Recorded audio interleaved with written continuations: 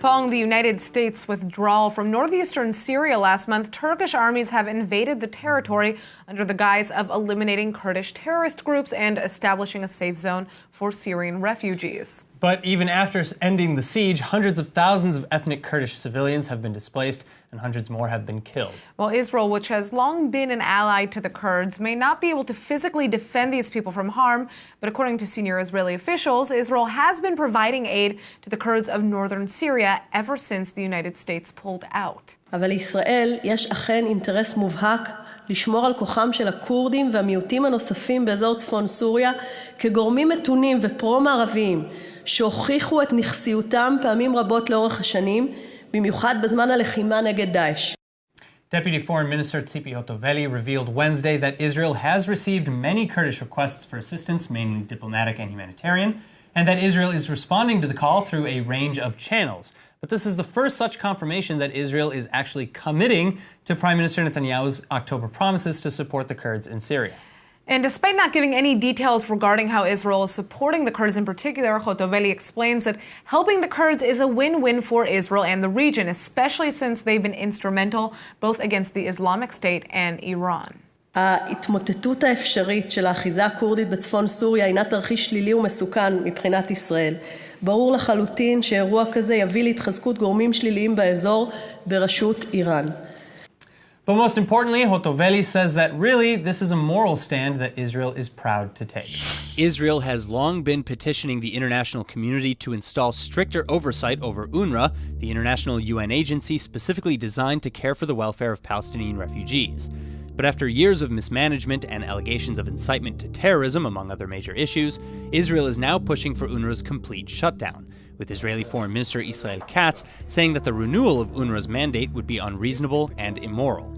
In fact, he again explains that the agency is part of the problem and not the solution by perpetuating the refugee issue in a political manner while distancing any possibility for future resolution. And it's true that under UNRWA's special definitions, the number of Palestinian refugees alone has exploded from 750,000 in 1948 to over 5.5 million today, whereas all other refugee populations on Earth decline over time under the UNHCR.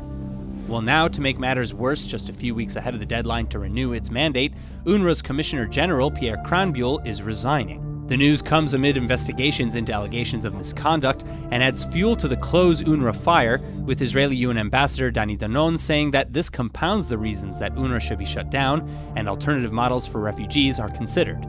For now, though, the details of the probe against Kranbuhl remain mum, and he'll be replaced for the time being by acting officer in charge to UNRWA, Christian Saunders. Moving on now to the east, Israel and Jordan have finally reached an agreement to conclude their latest conflict. And the governments in Amman and Jerusalem made the declarations on Monday after months of deteriorating ties. Ending 2 months of tensions and a near 40-day hunger strike, Israel and Jordan are announcing that 2 Jordanian nationals held in Israel will be returned to Amman by week's end. Heba al-Labadi and Abdul Rahman Miri were arrested in late August and early September as they entered into Israel illegally through the Allenby crossing, and they've been held under Israeli administrative detention ever since on suspicion of involvement in serious security violations. Specifically, al-Labadi, for one, allegedly met members of the Hezbollah terror group multiple times between 2018 and 2019. But Jordanian ties with Israel have soured dramatically in the wake of this and other recent disagreements.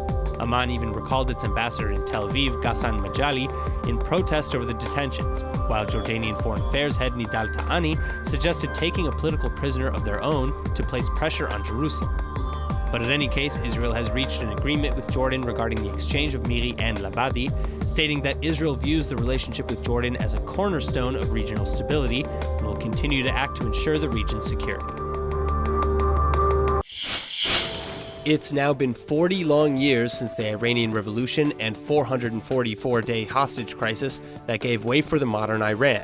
And to celebrate, Iranian President Hassan Rouhani is announcing that Tehran is beginning to inject uranium gas into over 1,000 nuclear centrifuges at the Fordow facility. Before now, the centrifuges spun empty as per the 2015 JCPOA deal. But this is just the latest in a series of antagonistic actions and withdrawals from international agreements. In fact, just the day before, Tehran announced that it would also be doubling its operational number of IR-6 centrifuges, and Iranian leaders have stated that they will continue to push the boundaries until the US and European powers cave into their demands. Tehran has also been blaming the United States and Israel for the protests in Iraq and in Lebanon. The United States is accusing Iran of nuclear extortion, however, with the State Department saying that Iran has no credible reason to expand its uranium enrichment program, and that the U.S. will continue to impose maximum pressures on the regime in Tehran.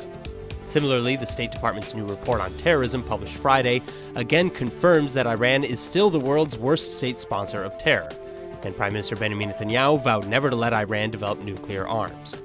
But with regional borders breaking down and the future uncertain, it seems everyone in the Middle East will have to remain on their toes. Well, in the days since another 10 rockets rained down on southern Israel from Gaza, Qatari envoy to the Strip Mohammed Al-Emadi is announcing that his nation will have difficulties continuing its financing of the Hamas terror group-led enclave. Qatar has been funneling $30 million per month since last March as part of an agreement to keep Gaza from financial collapse. And since 2012, Qatar is estimated to have spent over $1 billion on the Strip. Well, to keep the money coming, Hamas sources say they will try to appeal the decision. They also explained that the deficit could lead to an explosion with Israel. At a rally on Monday, Hamas leader Yahya Sinwar even waved around a gun, threatening to turn Israeli cities into ghost towns. He also warns that the terror group has enough rockets to hit Tel Aviv for 6 months in a row, and that if Israel invades, Hamas will make them curse the day they were born. But many in the government are unfazed by Hamas's latest threats, with Labor leader Amir Peretz now repeating after Benny Gantz in calling on the government to give Gaza an ultimatum: demilitarize or face an overwhelming ground force invasion.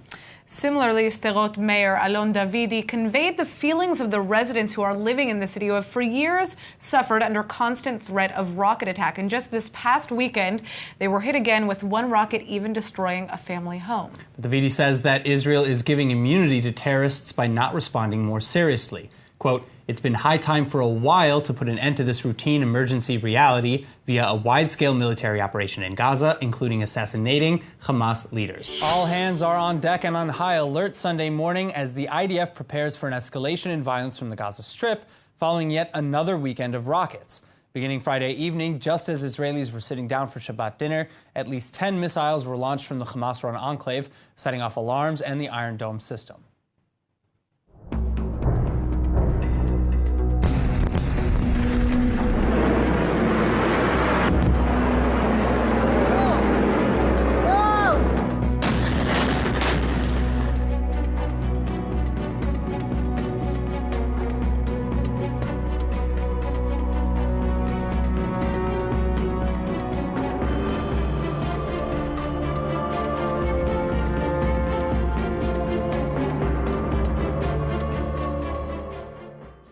Now, one rocket during the strikes even struck a home in the southern city of Sderot, as seen in this CCTV footage. Though luckily no one was hurt, because the parents and the children who lived in the house ran to protected areas just before the projectile hit. Well, in response, as per usual, Israel conducted airstrikes against Hamas targets in Gaza, reportedly killing one and wounding 2 more. Israel holds Hamas responsible for any attack that comes from the Strip, in spite of the fact that the Palestinian Islamic Jihad terror group is believed to be behind these latest strikes, and not Hamas. This policy, however, is in part why many Israeli leaders are at odds on what to do next. MK Naftali Bennett, for one, agrees that we should be prepared for more, but that for now, there's no point in a stronger response, as it will only lead to unnecessary spinning. Former IDF Chief of Staff and Blue and White Party leader Benny Gantz, on the other hand, says that we must strike harder to restore deterrence, including the reintroduction of targeted assassinations. בממשלה שאקים נחזיר את ההרתעה בכל אמצעי שעומד לרשותנו.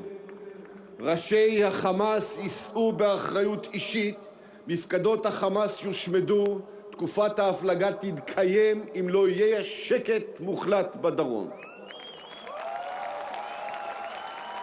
נחזיר את ההרתעה ונדע להילחם, אבל גם נדע לנצל אותה ולהחזיר את התקווה בדיוק כפי שהיה נוהג יצחק לו היה איתנו כאן היום.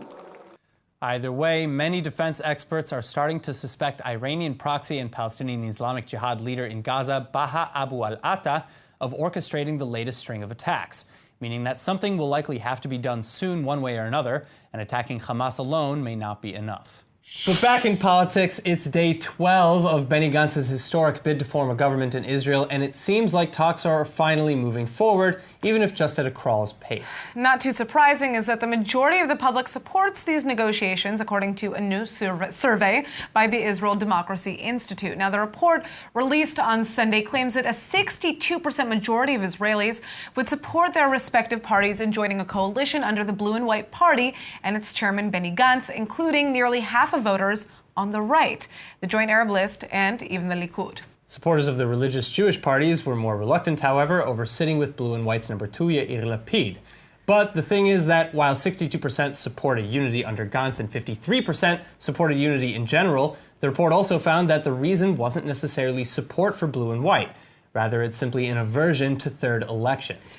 Yeah, in fact, only 17.5% of respondents supported a third vote, while only 43% say they're optimistic about the future of democracy in the country. But as third elections become a more pressing reality, the 55-member-strong right-wing bloc appears to weaken more and more, making way for a coalition to finally take form, but regardless of who's in charge. All right, in other news, a new European criminal report for 2018 reveals that anti-Semitic attacks in Sweden are at an all-time high. In fact, jumping up 53% from the previous year, Swedish Jews reported suffering 280 anti-Semitic hate crimes, 4% of the total crimes reported, despite making up just 0.2% of the population. Now, ILTV's Nindy Manson has the story. But similarly alarming reports have come out all over the world, from the UK to France, Canada, and the US. Just this week, multiple Jews in the community of Borough Park, New York, were assaulted in a spree of attacks. CCTV footage shows the same few men driving around and getting out just to attack the Jews. Meanwhile, in Colorado, men dressed as Jews handed out Holocaust denial flyers at a mall. And following an FBI sting operation, 27-year-old Richard Holzer was arrested for plotting to bomb one of the state's oldest synagogues. According to the complaint affidavit, Mr. Holzer self-identifies as a skinhead and a white supremacist. During the investigation, FBI agents became aware of racist, anti-Semitic, and threatening statements made by Mr. Holzer on social media. Mr. Holzer repeatedly expressed his hatred of Jewish people and his support of a racial holy war. Holzer, a self-described white supremacist, was approached by undercover agents with whom he discussed his plans to attack during a busy Saturday service. And he's now facing up to 20 years on charges of attempting to obstruct religious exercise by force. While in light of these increasingly worrisome reports, EU Parliament member Caroline Edstadler says we need to increase security wherever Jewish life takes place. She also chairs the EU's working group on anti-Semitism, and explains that unfortunately there is a pressing need for this.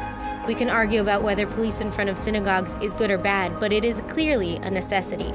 She also adds that the EU should avoid making unilateral decisions that affect the Israel-Palestinian conflict. Decisions like the upcoming EU High Court's ruling on the labeling of Israeli settlement products.